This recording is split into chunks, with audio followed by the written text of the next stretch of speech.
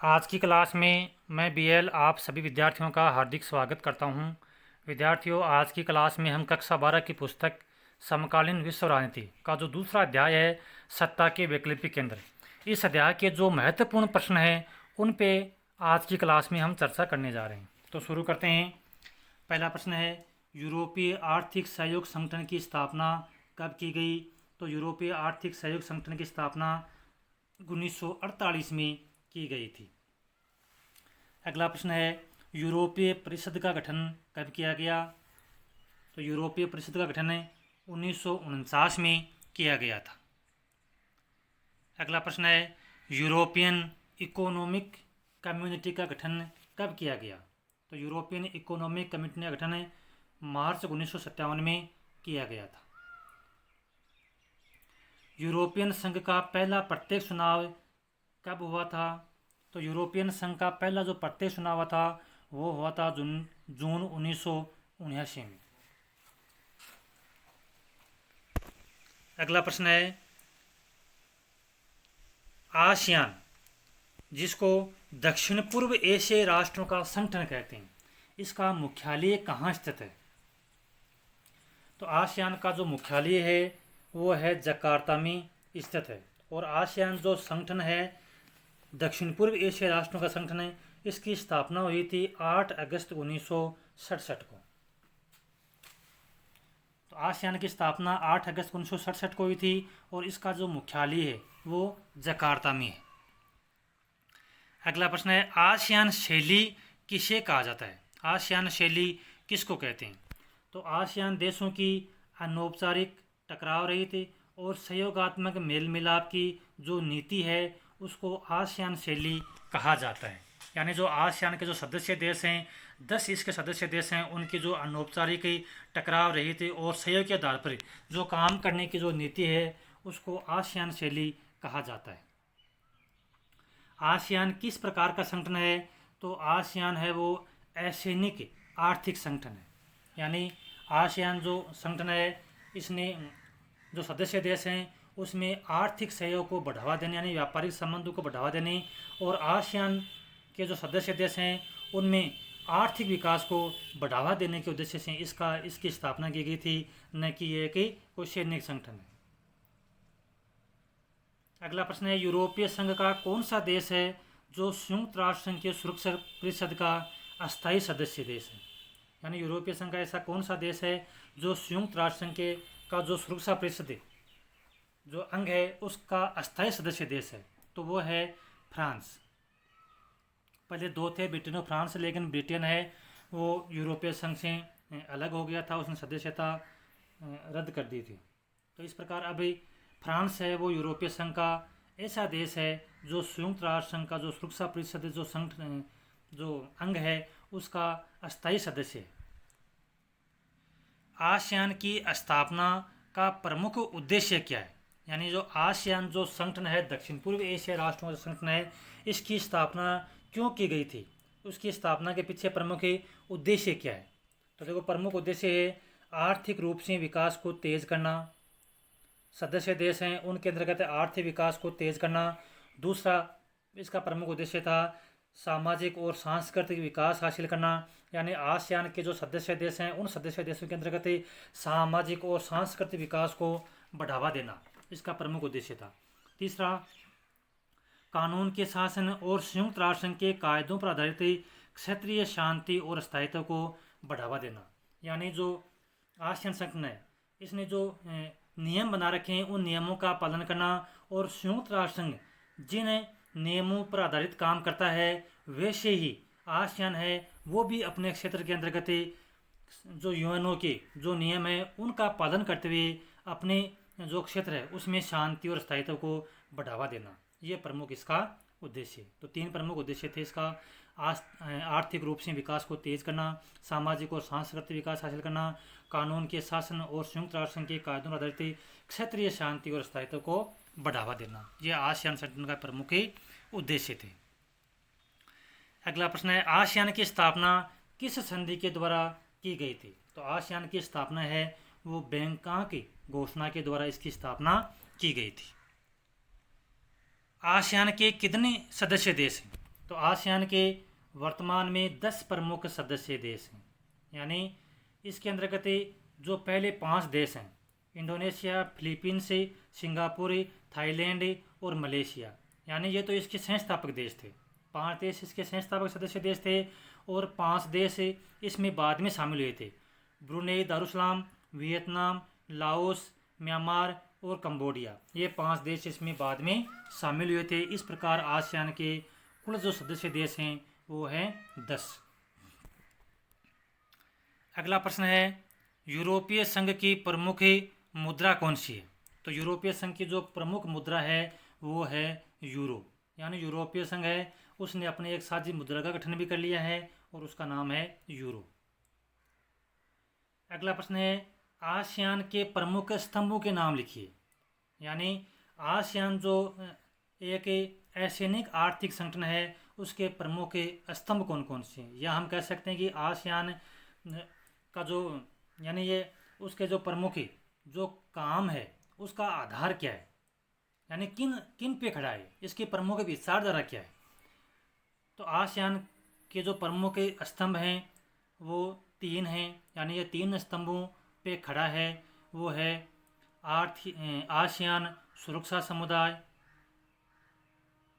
ASEAN सुरक्षा समुदाय, ASEAN आर्थिक समुदाय और आसियान सामाजिक और सांस्कृतिक समुदाय, यानी ये इसके प्रमुख 3 स्तंभ हैं, या ये 3 प्रमुख क्षेत्रों में काम करता है। प्रमुख वो हैं आसियान सुरक्षा समुदाय, आसियान आर्थिक समुदाय और आसियान सामाजिक और सांस्कृतिक समुदाय, ये 3 क्षेत्रों में प्रमुख रूप से काम करता है। अगला प्रश्न है, आसियान सुरक्षा समुदाय का प्रमुख उद्देश्य क्या है? यानी अब जो आसियान जो 3 स्तंभ बने आसियान के, अब अपन तीनों के प्रमुख उद्देश्य क्या है? तो आसियान जो सुरक्षा समुदाय है उसके प्रमुख उद्देश्य क्या हैं? यानी क्षेत्रीय विवादों को सैनिक टकराव तक ना ले जाकर के उन्हें बातचीत के माध्यम से सुलझाना। कहने का मतलब है कि आसियान के जो सदस्य देश हैं, यदि इन सदस्य देशों के बीच में किसी प्रकार का कोई विवाद होता है तो उस विवाद को सैनिक टकराव तक नहीं ले जा करके बातचीत के माध्यम से ही उसको सुलझाना, ये आसियान सुरक्षा समुदाय का प्रमुख उद्देश्य, ताकि जो सदस्य देश हैं उनके अंतर्गत किसी प्रकार का कोई मनमुटाव पैदा नहीं हो। यानी यदि कोई विवाद हो जाता है तो उसको समय रहते ही उसका निपटारा कर लेना। अगला प्रश्न है, आसियान आर्थिक समुदाय का क्या उद्देश्य है? तो आसियान जो आर्थिक समुदाय है उसका उद्देश्य है सदस्य देशों का आर्थिक विकास में सहायता करना और उन्हें साझा बाजार उपलब्ध करना। यानी आसियान के जो सदस्य देश हैं उनके आर्थिक विकास में सहायता करना और आसियान के सदस्य देशों को एक साझा बाजार उपलब्ध करना, ताकि जो सदस्य देश हैं वो अपने उत्पादन का अधिक से अधिक मुनाफा ले सकें। चीन ने एकांतवास की नीति का परित्याग कब किया था? जैसा कि हम जानते हैं 1 अक्टूबर 1949 को चीन में साम्यवाद से प्रेरित सरकार की स्थापना हुई थी, यानी चीनी जनवादी गणराज्य की स्थापना, जिसके तहत चीन का जो मॉडल था वो सोवियत मॉडल पर आधारित था और चीन ने बाकी की जो विश्व के जो देश हैं उससे उसने नाता तोड़ रखा था। यानी सारी वस्तुओं का उत्पादन चीन है वो अपने देश के अंतर्गत कर रहा था और जो भी ऊपर का सिस्टम था वो चीन अपने बलबूते पर तैयार कर रहा था। लेकिन 1972 के अंतर्गत अमेरिका के साथ चीन ने व्यापारिक संबंध बना करके, चीन है वो अमेरिका के साथ व्यापारिक संबंध बना करके जो अपने एकांतवास की नीति थी उसका उसने परित्याग कर दिया था। अगला है, आसियान क्षेत्रीय मंच की स्थापना कब हुई? तो आसियान क्षेत्रीय मंच की स्थापना हुई थी 1994 में, यानी जिसको ARF बोलते हैं, यानी आसियान रीजनल फोरम। तो आसियान क्षेत्रीय मंच की स्थापना 1994 में हुई थी। क्यों हुई थी? कि जो आसियान सदस्य देश हैं उनके अंतर्गत जो मतभेद हैं, विवाद हैं, उनको दूर करने के लिए आसियान क्षेत्रीय मंच की स्थापना हुई थी। अगला प्रश्न है, भारत में लुक ईस्ट की नीति कब अपनाई थी? ये थोड़ा सा गलत प्रिंट हो गया है, इसको कहते हैं लुक ईस्ट, तो भारत में लुक ईस्ट की नीति कब अपनाई थी? तो भारत ने लुक ईस्ट यानी जिसको हम कहते हैं कि पूर्व की ओर देखो कि ये जो नीति है वो भारत ने 1991 से अपनाई थी। बाद में जो लुक ईस्ट की नीति थी उसको उसकी जगह यानी उसका नाम परिवर्तन करके उसको एक्ट ईस्ट नीति का नाम दे दिया गया। कब? 2014 के अंदर। यानी प्रधानमंत्री नरेंद्र मोदी ने इसका जो नाम है ईस्ट नीति का जो नाम था उसको लुक एक्ट नीति नाम दिया था 2014 में। तो भारत ने लुक ईस्ट या पूर्व की ओर देखो की नीति अपनाई थी 1991 में। अगला प्रश्न है 1949 में चीन में किसके नेतृत्व में समाजवादी क्रांति हुई थी?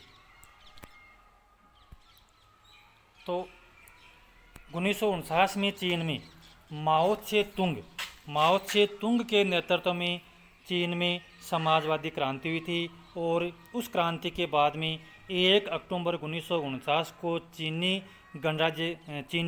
जनवादी गणराज्य की स्थापना हुई थी जो कि आर्थिक सोवियत मॉडल पर आधारित थी। तो चीन में समाजवादी क्रांति 1949 में हुई थी, माओ त्से तुंग के नेतृत्व में थी और उसके बाद में चीन में 1 अक्टूबर 1949 को चीनी जनवादी गणराज्य की स्थापना हुई थी जो कि सोवियत आर्थिक मॉडल पर आधारित थी। अगला प्रश्न है 1973 में प्रधानमंत्री चाउ एन लाई ने किस क्षेत्र में आधुनिकीकरण के 4 प्रस्ताव रखे थे? तो 1973 में चाउ एन लाई ने कृषि, उद्योग, सेना और विज्ञान और प्रौद्योगिकी ये इन 4 क्षेत्रों में निजी क्षेत्र लाने के लिए ये चाउ एन लाई ने प्रस्ताव रखे थे। तो चाउ एन लाई ने किस क्षेत्र में आधुनिक 4 प्रस्ताव रखे? तो वो थे कृषि, उद्योग, सेना और विज्ञान और प्रौद्योगिकी। तो इन 4 क्षेत्रों में बाद में इन 4 क्षेत्रों को चीन ने निजी क्षेत्र में सौंप दिया गया था। यानी पहले इन 4 क्षेत्रों पर सरकार का नियंत्रण था, राज्य का नियंत्रण था, लेकिन बाद में इसको निजी हाथों में सौंप दिया गया था, इसका निजीकरण कर दिया गया था। अगला प्रश्न आता है चीन में खुले द्वार की नीति कब व किसने अपनाई थी? यानी जो ओपन डोर पॉलिसी है, ओपन डोर पॉलिसी की नीति चीन में कब अपनाई गई थी? तो 1978 में चीन ने खुले द्वार की नीति अपनाई थी और किसने अपनाई थी? देंग शाओपेंग ने खुले द्वार की नीति अपनाई थी। चीन ने खेती का निजीकरण किया गया, कब किया? चीन ने खेती का निजीकरण कब किया?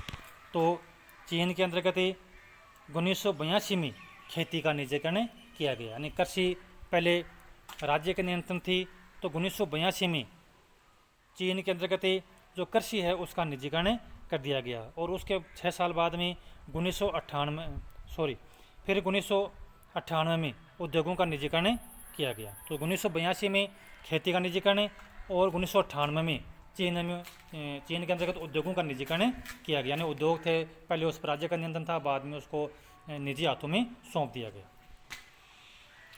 अगला प्रश्न है चीन विश्व व्यापार संगठन में कब शामिल हुआ? यानी चीन है वो WTO या विश्व व्यापार संगठन में कब शामिल हुआ? तो चीन है वो 2001 के अंतर्गत विश्व व्यापार संगठन में शामिल हो गए। अगला प्रश्न है मार्शल योजना क्या थी? तो इसका अपने जिक्र पहले भी कर चुके हैं। दूसरे विश्व युद्ध के बाद अमेरिका ने पश्चिमी यूरोप की अर्थव्यवस्था के पुनर्निर्माण के लिए आर्थिक सहायता दी थी जिसको मार्शल योजना के नाम से जाना जाता है। यानी दूसरे विश्व युद्ध के अंतर्गत जब जो यूरोप के देश हैं उनकी जो अर्थव्यवस्था थी वो बिल्कुल डगमगा गई थी, खराब हो चुकी थी, तो उसके पुनर्निर्माण के लिए अमेरिका के विदेश मंत्री मार्शल ने ये कहा कि भाई जो यूरोप के देश हैं उनको अमेरिका के द्वारा आर्थिक मदद दी जानी चाहिए। तो ये उस टाइम मार्शल थे, वो भी अमेरिका के विदेश मंत्री थे, उनके नाम पर इस योजना का नाम मार्शल योजना पड़ा था। यूरोपीय संघ की प्रमुख विशेषताएं बताइए। यूरोपीय संघ जो एक संगठन है यूरोपीय देशों का, उसकी प्रमुख विशेषताएं कौन कौन सी हैं? तो देखो उसकी प्रमुख विशेषताएं हैं समान विदेश और सुरक्षा नीति। यानी यूरोपीय संघ के जो सदस्य देश हैं इनकी एक समान विदेश नीति और सुरक्षा नीति है आंतरिक मामलों तथा न्याय से जुड़े मुद्दों पर भी सहयोग है। यानी इन देशों के जो आंतरिक मामले हैं और जो न्याय से जुड़े मामले हैं, इन पर भी इन देशों की ये जो देश हैं, यूरोपीय संघ के जो सदस्य देश हैं, वो आपस में सहयोग के आधार पर काम करते हैं। इन देशों की एक समान मुद्रा है जिसको हम यूरो के नाम से जानते हैं, यानी यूरोपीय संघ की एक समान मुद्रा है। जिस प्रकार से एक देश की मुद्रा होती है वैसे ही यूरोपीय संघ की एक मुद्रा है। अगली है विशेषता इसकी, आर्थिक सहयोग वाली संस्था से बदलकर इसने राजनीतिक रूप ले लिया। यानी जैसा कि हम जानते हैं यूरोपीय संघ की जो स्थापना का जो शुरुआती चरण था उसके अंतर्गत जैसे मार्शल योजना से इसकी शुरुआत हुई थी, तो कहने का मतलब कि शुरू में यह केवल आर्थिक सहयोग को लेकर के इसकी शुरुआत हुई थी, लेकिन बाद में जब 1949 में यूरोपीय परिषद का गठन हुआ तो यह आर्थिक सहयोग वाली संस्था से इसने अपना रूप बदल करके राजनीतिक रूप इसने ले लिया। अगली विशेषता है, यह एक विशाल राष्ट्र राज्य की तरह काम करता है। इसका अपना गान है, इसका अपना झंडा है, स्थापना दिवस है और अपनी मुद्रा है। यानी यह एक विशाल राष्ट्र राज्य की तरह काम करता है। यूरोपीय संघ है, जिस प्रकार से एक बड़ा देश काम करता है वैसे ही यूरोपीय संघ काम करता है। यानी एक देश की तरह ही इसका अपना एक गान है, झंडा है, स्थापना दिवस और अपनी मुद्रा भी। अगला प्रश्न है यूरोपीय संघ। यूरोपीय संघ के बाद में अगला प्रश्न आता है, आसियान विजन 2020 की प्रमुख विशेषताएं बताइए। यानी जो एक आसियान विजन 2020 के नाम से आसियान संगठन ने एक दस्तावेज तैयार किया था, उसमें प्रमुख बातें कौन कौन सी थी। तो आसियान विजन 2020 की प्रमुख बातें या हम कह सकते हैं प्रमुख विशेषताएं कौन कौन सी थी। तो इसके विजन 2020 में एक अंतर्राष्ट्रीय समुदाय में एक बहिर्मुखी भूमिका को प्राथमिकता दी गई है। यानी जो आसियान संगठन किसी एक क्षेत्र में काम नहीं करता है बल्कि ये कई क्षेत्रों में काम करेगा। यानी इसको आसियान विजन 2020 जो दस्तावेज था उसके अंतर्गत इस बात का जिक्र किया गया। दूसरा, इसमें आसियान विजन 2020 की जो प्रमुख बात थी वो थी टकराव की जगह बातचीत। यानी संगठन है वो इस बात पर बल देगा कि सदस्य देशों में जो मतभेद है उन मतभेदों को भुला करके बातचीत को बढ़ावा दिया जाए। और इसके बाद में यानी बातचीत के लिए 1999 से नियमित रूप से इसकी वार्षिक बैठकें भी होती रहती हैं। यानी साल में कम से कम एक बार इसकी वार्षिक बैठक होती है, जिससे प्रत्येक देश अपने जो कोई भी मुद्दा है या कोई ऐसा कोई गंभीर मुद्दा है तो उसके ऊपर चर्चा हो जाती है। और अगली विशेषता है इसकी, आसियान विजन 2020 की 2010 से आसियान भारत मुक्त व्यापार क्षेत्र व्यवस्था लागू हुई। यानी पहले भारत और आसियान के बीच में एक समझौता हुआ था 2010 में, तो उसको भी आसियान विजन 2020 में लागू करने का फैसला किया गया। अगला है, आसियान की ताकत अपने सदस्य देशों और बाकी क्षेत्रीय संगठनों के बीच निरंतर बातचीत और परामर्श। यानी आसियान की ताकत किस में है कि जो सदस्य देश हैं और जो आसियान की तरह जो और बाकी के जो क्षेत्रीय संगठन है, यानी इनके बीच भी आसियान है वो बराबर संपर्क में रहता है, निरंतर बातचीत का जो दौर है वो चलता रहता है। यानी जो बाकी के जो और भी जो क्षेत्रीय संगठन है उसके अंतर्गत आपस में ये परामर्श करता रहता है, उसमें ये बातचीत और सहयोग को बढ़ावा देते हैं। अगला प्रश्न है, चीन की नई आर्थिक नीतियों के परिणाम बताइए। जैसा कि हम जानते हैं कि कृषि, उद्योग, सेना, इनके अंतर्गत चीन ने जो उनका निजीकरण किया था तो वो एक तरह से क्या थी, वो चीन के आर्थिक नीतियों में सुधार था। तो चीन, या हम कह सकते हैं कि चीन ने एक तरह से नई आर्थिक नीतियों को अपनाया था। तो चीन के द्वारा जो नई आर्थिक नीतियाँ अपनाई गई उसके क्या परिणाम हुए। तो देखो उसके परिणाम हुए, अर्थव्यवस्था में गति आई। तो चीन की जो अर्थव्यवस्था थी वो बिल्कुल कमज़ोर हो चुकी थी, क्योंकि चीन है वो बाकी के देशों से अपना नाता तोड़ चुका था। लेकिन जब चीन ने नई आर्थिक नीति अपनाई तो चीन की जो अर्थव्यवस्था थी उसमें अप्रत्याशित बढ़ोतरी हुई। यानी चीन की जो अर्थव्यवस्था थी उसमें बहुत तेज़ गति से उसने रफ्तार पकड़ी। दूसरा है, कृषि के निजीकरण से किसानों की आय बढ़ी। जब 1982 के अंतर्गत खेती का निजीकरण किया तो किसान थे वो रुचि लेकर के कृषि कार्यों करने लगे। परिणाम ये हुआ कि जो किसानों की आमदनी थी उसमें बढ़ोतरी हुई। तीसरा है, चीन में विदेशी निवेश की मात्रा में वृद्धि हुई। यानी चीन के अंतर्गत जब चीन ने जब निजीकरण को अपनाया या नई आर्थिक नीतियों को अपनाया तो इससे चीन में उत्पादन में वृद्धि हुई और जो दूसरे देश हैं उन्होंने चीन के अंतर्गत ही निवेश करना शुरू किया। और नई आर्थिक नीतियों के परिणाम स्वरूप चीन में विदेशी मुद्रा की मात्रा बढ़ी। चीन ने दूसरे देशों में निवेश करना शुरू किया, यानी चीन के अंतर्गत नई आर्थिक नीतियों के परिणाम स्वरूप विदेशी जो मुद्रा थी उसके भंडार में वृद्धि हुई और चीन ने दूसरे देशों के साथ व्यापार करना शुरू किया। और चीन है वो विश्व में एक आर्थिक शक्ति बनकर के उभरा। नई आर्थिक नीतियों का परिणाम यह हुआ कि चीन है एक नई आर्थिक शक्ति के रूप में विश्व पटल पर उभर करके सामने आया। तो ये चीन को नई आर्थिक नीतियों का फायदा मिला। अब देखो अपन फायदे के, लेकिन चीन ने जो नई आर्थिक नीति अपनाई उससे चीन को कुछ नुकसान भी हैं। जैसे कौन कौन से नुकसान हैं? हर किसी को सुधारों का लाभ नहीं मिला, यानी चीन के अंतर्गत जो नई आर्थिक नीतियाँ अपनाई, या हम कह सकते हैं कि जो नए सुधार अपनाए उसका फ़ायदा सभी लोगों को नहीं मिला। दूसरी बात है बेरोजगारी बढ़ी। नई आर्थिक नीतियों के परिणाम स्वरूप चीन में बेरोजगारी को बढ़ावा मिला। तीसरी बात है महिलाओं के रोजगार और काम करने की स्थिति में कोई खास सुधार नहीं हुआ। पर्यावरण को नुकसान, यानी चीन में जो नई आर्थिक नीति अपनाई गई उससे उद्योगों का एक बड़ा सिस्टम खड़ा किया गया जिससे पर्यावरण को नुकसान पहुंचा और भ्रष्टाचार को बढ़ावा। ये कुछ नेगेटिव पॉइंट हैं जो चीन के नई आर्थिक नीतियों के परिणाम स्वरूप चीन को थोड़ा बहुत नुकसान भी हुआ था। अब देखो आगे प्रश्न आता है, भारत और चीन के बीच विवाद के प्रमुख कारण कौन कौन से हैं? तो भारत और चीन के बीच में विवाद के जो प्रमुख कारण हैं या दोनों देशों में जो तनाव है उसके प्रमुख कारण है 1962 का भारतीय चीन युद्ध। यानी 1962 के अंतर्गत जब भारत और चीन के बीच में युद्ध हुआ था, चीन ने भारत के ऊपर आक्रमण कर दिया। उसके बाद में अब भारत है वो चीन पर पूरी तरह से विश्वास करने में असमर्थ साबित हो रहा है। दूसरा, तिब्बत पर अधिकार। तिब्बत भारत और चीन के बीच में एक बफर स्टेट का काम करा था, लेकिन चीन ने तिब्बत के ऊपर पूर्ण रूप से अपना अधिकार कर लिया, जिसके कारण भी दोनों देशों के बीच में कटुता आई।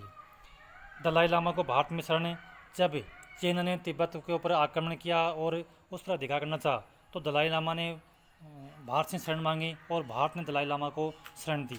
तो इस कार्य को भी चीन ने भारत को मतलब चीन के विपक्ष में बताया या चीन के विरोध में जाने वाला काम बताया भारत को, कि भारत ने दलाई लामा को शरण दे करके ये अच्छा काम नहीं किया। और अगला कारण है अरुणाचल प्रदेश और लद्दाख के जो अक्साई चीन क्षेत्र है उस पर प्रतिष्ठा को लेकर के भी दोनों में मतभेद है। यानी 1962 के युद्ध के अंतर्गत जो अरुणाचल प्रदेश का जो क्षेत्र है उसके ऊपर चीन ने पहले थोड़ा बहुत क्षेत्र पर अधिकार भी कर लिया था और आज भी बहुत सारा क्षेत्र है वो चीन के अधिकार में है। तो इस क्षेत्र को लेकर के भी दोनों देशों के बीच में तकरार होती रहती है। तो ये प्रमुख विवाद के प्रमुख कारण हैं भारत और चीन के बीच में।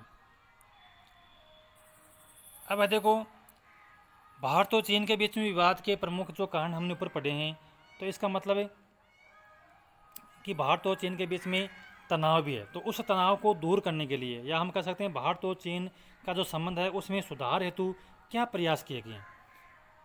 तो देखो एक तो भारत और चीन के बीच में सीमा विवाद है, जैसा कि हमने ऊपर देखा था, ऊपर हमने इसका जिक्र किया, लेकिन भारत और चीन के बीच में सीमा विवाद भी एक प्रमुख विवाद है। इसमें एक सीमा विवाद अपन और कर लेते हैं। सीमा विवाद भी एक प्रमुख कारण है। तो संबंधों में सुधार हेतु क्या प्रयास किए गए हैं? तो 1981 में सीमा विवाद को दूर करने हेतु दोनों देशों के बीच में वार्ता का एक लंबा दौर चला था। फिर 1988 के अंतर्गत राजीव गांधी ने चीन का दौरा किया था। इसके अलावा व्यापारिक संबंधों को बढ़ावा देने के लिए भी भारत और चीन के बीच में कई समझौतों पर हस्ताक्षर हुए और परिवहन और संचार मार्गों में बढ़ोतरी पर भी दोनों देशों में सहमति बनी है। ये सुधार हेतु प्रयास किए गए। अगला प्रश्न आता है कि भारत और चीन संबंधों को सामान्य बनाने हेतु आप क्या सुझाव देंगे? यदि आपसे कोई प्रश्न पूछे कि भाई भारत और चीन के बीच में संबंधों को सामान्य बनाने के लिए या तनाव को दूर करने के लिए आप क्या सुझाव दे सकते हैं, तो इसमें है नेताओं का आवागमन, यानी जो एक देश के नेता हैं वो दूसरे देश में आवागमन करें, यानी यात्रा करें, दौरे पर जाएं, तो इससे भी दोनों देशों के बीच जो तनाव है वो दूर हो सकता है। दूसरी बात सांस्कृतिक आदान प्रदान, यानी एक देश की संस्कृति है उसका दूसरे देश के अंतर्गत प्रचार प्रसार किया जाए, उससे भी दोनों देशों के बीच में जो तनाव है उसको दूर करने में काफ़ी मदद मिल सकती है। विज्ञान और तकनीक क्षेत्र में दोनों देश है वो आपस में सहयोग के आधार पर काम करें और व्यापारिक संबंध है उसको बढ़ावा दिया जाए। यानी ये 4 प्रयास करके भारत चीन संबंधों को सामान्य बनाया जा सकता है। और देखो इसमें एक निबंधात्मक प्रश्न है, यूरोपीय संघ के आर्थिक, राजनीतिक और सैनिक प्रभाव बताइए। तो देखो सबसे पहले हम देखते हैं आर्थिक प्रभाव। 2016 में यह दुनिया की दूसरी सबसे बड़ी अर्थव्यवस्था थी। यानी यूरोपीय संघ है यह 2016 में दुनिया की दूसरी सबसे बड़ी, यानी अमेरिका के बाद में दूसरा स्थान इसी का था। सकल घरेलू उत्पाद 17,000 अरब डॉलर से भी इसका ज़्यादा था। 17,000 अरब डॉलर से इसका जो सकल घरेलू उत्पाद था वो ज़्यादा था, यानी अमेरिका के लगभग बराबर। तीसरा है इसकी साझी मुद्रा यूरो है। यानी यूरोपीय संघ ने अपनी एक साझी मुद्रा बना ली है जो अमेरिकी प्रभुत्व के लिए खतरा बन सकती है। और विश्व व्यापार संगठन में इसकी जो हिस्सेदारी है वो अमेरिका से 3 गुना ज़्यादा है। और विश्व व्यापार संगठन जो एक अंतर्राष्ट्रीय संगठन है व्यापार का, उसके अंतर्गत भी ये एक महत्वपूर्ण समूह के रूप में काम करता है। तो ये तो है यूरोपीय संघ का आर्थिक प्रभाव। फिर देखो इसका राजनीतिक प्रभाव। सुरक्षा परिषद में प्रभाव, यानी जो संयुक्त राष्ट्र संघ का जो एक प्रमुख अंग है सुरक्षा परिषद, तो यूरोपीय संघ का सुरक्षा परिषद में भी प्रभाव है। क्यों? क्योंकि जो फ्रांस है वो सुरक्षा परिषद का अस्थायी सदस्य था। पहले 2 थे, ब्रिटेन और फ्रांस, लेकिन ब्रिटेन है उसने सदस्यता यूरोपीय संघ की छोड़ दी। तो अब फ्रांस है वो यूरोपीय संघ का जो प्रमुख सदस्य देश है वो सुरक्षा परिषद का भी अस्थायी सदस्य है। दूसरा, ईरान के परमाणु कार्यक्रम से संबंधित अमेरिकी नीतियों को इसने प्रभावित किया है। तीसरा प्रभाव है यूरोपीय संघ के कई देश सुरक्षा परिषद के अस्थायी सदस्य हैं। यानी कहने वाला कि यूरोपीय संघ के कई सदस्य देश हैं वो सुरक्षा परिषद के अस्थायी सदस्य हैं। तो इस तरह से सुरक्षा परिषद में अस्थायी सदस्य की दृष्टि से और अस्थायी, यानी दोनों तरह से सुरक्षा परिषद में अपना प्रभाव रखता है। अगला है चीन के साथ मानवाधिकारों के उल्लंघन और पर्यावरण विनाश के मामलों पर सैनिक शक्ति की जगह कूटनीति, आर्थिक सहयोग और बातचीत की इसकी जो नीति है वो भी बहुत ही प्रभावी है। फिर देखो सैनिक प्रभाव। अब यदि हम सैन्य दृष्टि से देखें तो यूरोपीय संघ का क्या प्रभाव है।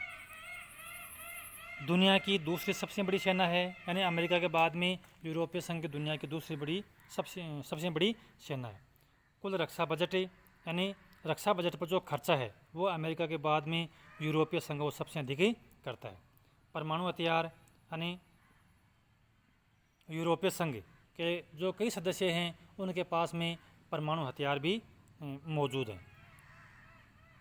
और अंतरिक्ष विज्ञान और संचार प्रौद्योगिकी के मामले में भी दुनिया में इसका दूसरा प्रमुख स्थान है। अब देखो इसकी सीमाएं, यानी यूरोपीय संघ की प्रमुख कमियां कौन कौन सी हैं, इसकी सीमाएं, यानी इसमें भी कुछ कमियां हैं, वो कमियां कौन कौन सी है वो और देख लेते हैं अपन। पहली बात है अनेक मामलों में यूरोपीय संघ के सदस्य देशों की अपनी विदेश नीति और रक्षा नीति भी है जो कई बार एक दूसरे के खिलाफ ही हो जाती है। यानी यूरोपीय संघ के जो कई सदस्य देश हैं उनकी अपनी विदेश नीति और जो रक्षा नीति है वो यूरोपीय संघ की विदेश नीति और रक्षा नीति से कई बार खिलाफ हो जाती है, उससे टकराव हो जाता है। तो एक तो ये कमी है। दूसरा है यूरो को लागू करने के कार्यक्रम को लेकर के भी काफ़ी नाराज़गी है। यानी यूरोपीय संघ की जो प्रमुख जो एक साझी मुद्रा है यूरो, उसको लेकर के भी जो सभी देश हैं उसको लागू करने को लेकर के सभी देशों में सहमति नहीं है। तीसरा है डेनमार्क और स्वीडन ने maastricht संधि और साझी यूरोपीय मुद्रा यूरो को मानने का प्रतिरोध किया था। जैसा कि हम जानते हैं कि जो यूरोपीय संघ अस्तित्व में आया था वो किस संधि के तहत आया था, तो वो आया था maastricht संधि के माध्यम से। maastricht संधि जो 1992 के अंतर्गत हुई थी, तो 1992 में जो maastricht संधि हुई थी उसके तहत यूरोपीय संघ का गठन हुआ था। तो इससे विदेशी और रक्षा मामलों में काम करने की जो क्षमता है वो सीमित होती है। और 31 जनवरी 2020 को ब्रिटेन यूरोपीय संघ से अलग हो गया। या हम कह सकते हैं कि जो यूरोपीय संघ को एक बहुत बड़ा ये झटका लगा था। क्योंकि यूरोप में जो ब्रिटेन है वो एक परमाणु हथियार संपन्न देश था और जो सुरक्षा परिषद है उसका अस्थायी सदस्य भी था। तो इस कारण से जब ब्रिटेन यूरोपीय संघ का प्रमुख सदस्य था तो यूरोपीय संघ एक प्रभावी संगठन के रूप में काम कर रहा था। तो जब ब्रिटेन है वो यूरोपीय संघ से अलग हो गया तो कहीं ना कहीं इसने यूरोपीय संघ की जो शक्ति है उसको थोड़ा बहुत ही कमज़ोर किया। तो ये था विद्यार्थियों आज की क्लास में अपने जो महत्वपूर्ण प्रश्न सत्ता के वैकल्पिक के अंदर जो अध्याय है इसके जो महत्वपूर्ण प्रश्न हैं वो इस प्रकार से। तो मैं आशा करता हूँ कि आज की क्लास में पढ़ाया गया चैप्टर आपको अच्छा लगा होगा। जय हिंद, जय भारत।